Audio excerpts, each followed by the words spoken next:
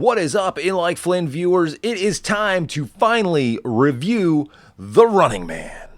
I gotta say, I was extremely pleased with the movie, especially after hearing all of the negative reviews that were coming out leading up to this movie in terms of the pacing and the action. We'll say right off the bat, there is a lot of action in this. Is it book faithful?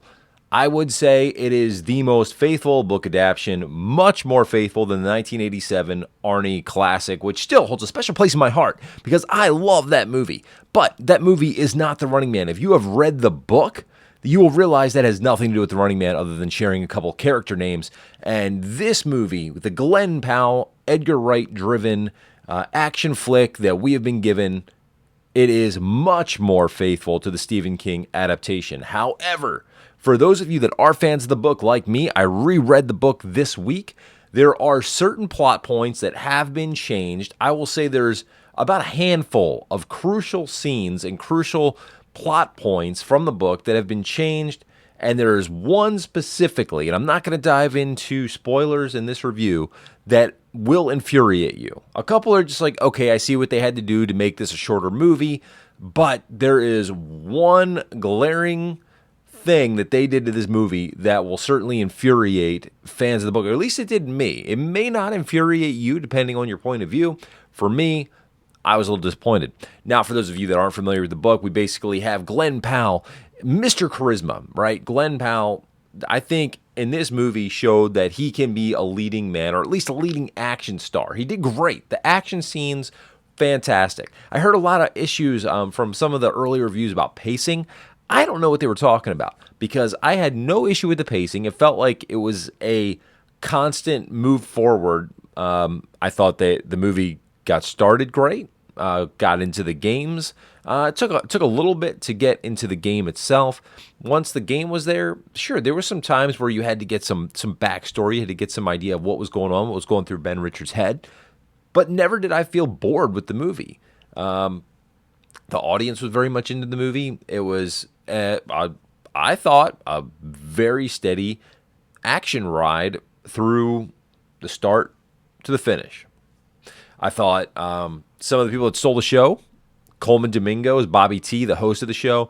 Josh Brolin, I think he does good as Killian, but he's not in it a whole lot. If you know about the book, you know that Killian is sort of in it in the beginning, then a little bit at the end, and that's about it. So if you're a big Josh Brolin fan, you're looking forward to seeing Josh Brolin throughout this movie. His screen time is severely limited in the movie, just like it is in the book.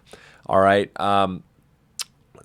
Glen Powell, like I said, I think he did great. Lee Pace as McCone, the head hunter, his role is sort of wasted because most of the movie you don't even realize it's him because he's running around with a hood on.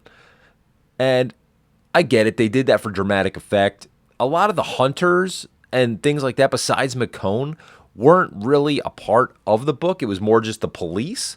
They categorized them as police. So they took some creative freedoms to make this a better movie, to make it a little bit more futuristic, to make it a little bit more gritty with the specific hunters that they have in this. But it's the same as the book, where if Richards kills one of the hunters or one of the police hunting him down, he will get a bonus to his family who he's doing this for. So I guess I should actually talk about what this movie is about. So really, you got down on your luck Ben Richards.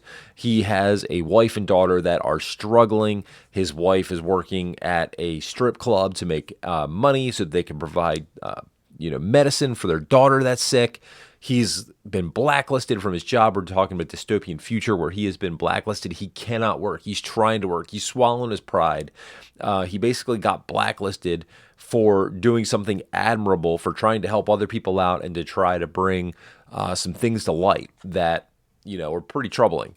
But in doing so, he's got a little bit of an anger problem. He got blacklisted from his job, so he can't work, unfortunately. He can't provide for his family. So his final ditch effort was that he was going to go down to the Game Show Network and get on one of these shows that is put on and broadcast to the entire world and try to make some money for his family. All he needs is enough to get his daughter some medicine, get her healthy, and specifically going in, he does not want to do the Running Man show. The Running Man show is built up, but he tells his wife, I'm not going to go on the Running Man show. Don't worry. I'm just going to go get us some money, and I have what it takes, blah, blah, blah. Lo and behold, he gets down there. He starts trying out. He does great. He's got like this, this it factor.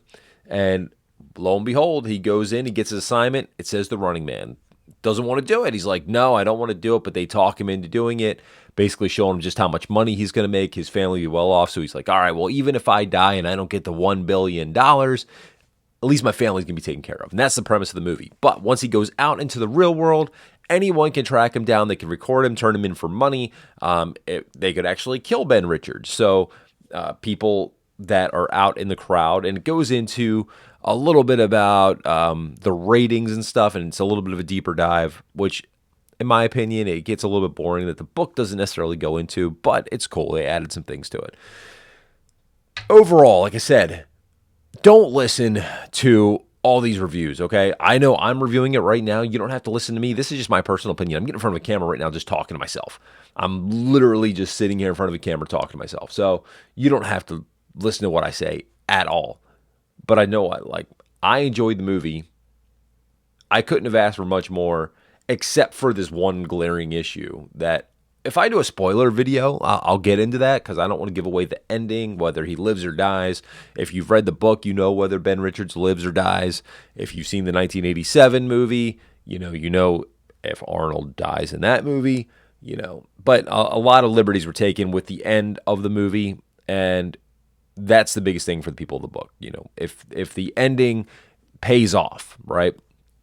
For fans of the book, there will be a lot of the scenes that you're looking forward to from the book that will be in the movie, especially like the scenes in Boston, the scenes in New York. Those scenes are in the movie. A bunch of the characters, like I said, from the book are in this version of the film that were not in the 1987 movie. If you go in not a fan of the book, I can see where maybe you would get let down a tad. But I think you're still going to enjoy the movie. If you're going in thinking you're seeing a remake of a 1987 Arnold Schwarzenegger movie, well, then you're going to be disappointed because it's not even close to the same thing. There are some clever Easter eggs paying homage back to Arnold Schwarzenegger. If you pay attention to the trailer, you'll see them. My one other complaint, other than some of the things that were changed up in the movie, is the tone of the movie.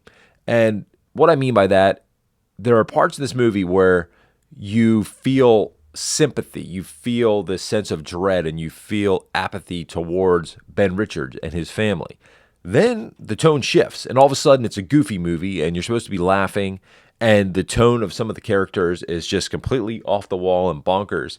Then you get introduced some other character, and it was almost like they were written as a gag, and I'm like, well, I thought I was supposed to be taking the movie seriously, but then this character is a total gag character, so what's going on here? That's what I mean. You'll get that's all over the place. So I felt like the tone of the movie was a little bit off. That's probably the worst thing I could say about it. So go out and see it in theaters. I think it was worth a theater visit. I've seen other reviews that say it's not worth a theater visit. I absolutely think it's worth a theater visit.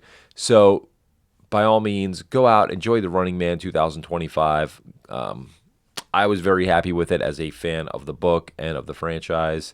So, hope you enjoyed this review. Hopefully you listen to me and go out and see it. If you don't, no biggie. You'll enjoy it when it comes out on streaming.